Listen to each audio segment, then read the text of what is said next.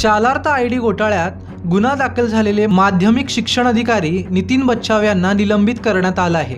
या घोटाळ्यात सरकारची जवळपास 160 कोटी रुपयांची फसवणूक करण्यात आली। यात अनेक संस्था चालक तसेच बडे अधिकारी गुंतल्यानं प्रकरण गंभीर वळणावर येऊन ठेपलाय। गुन्हा दाखल असलेले सेवानिवृत्त प्रभारी उपसंचालक नितीन उपासनी, प्रवीण पाटील हे सध्या जेलमध्ये आहेत, तर बच्छाव आणि बी चव्हाण हे अद्याप पोलिसांच्या हाती लागलेले नाहीत। बच्छाव यांची नाशिक जिल्हा परिषदेतून गडचिरोलीला बदली झाली। 2026च्या मार्च मध्ये ते तिथल्या जिल्हा परिषदेत हजर झाले। त्यानंतर मात्र ते रजेचा अर्ज न देता 3 महिन्यांपेक्षा अधिक काळ गैरहजर राहिले।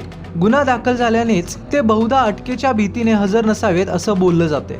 गैरहजर असल्यानंच त्यांना निलंबित करण्यात आलं आहे। शिक्षण आयुक्तांनी त्या संदर्भातील प्रस्ताव सरकारकडे सादर केला होता। विभागीय चौकशीचे आदेश देण्यात आल्यानं बच्छाव यांच्या समोरील अडचणी वाढल्या आहेत। त्यांनी अनेक वर्ष नाशिक जिल्हा परिषदेत माध्यमिक आणि प्राथमिक शिक्षण विभागात काम केले आहे। विशेष म्हणजे ते मालेगावचेच आहेत।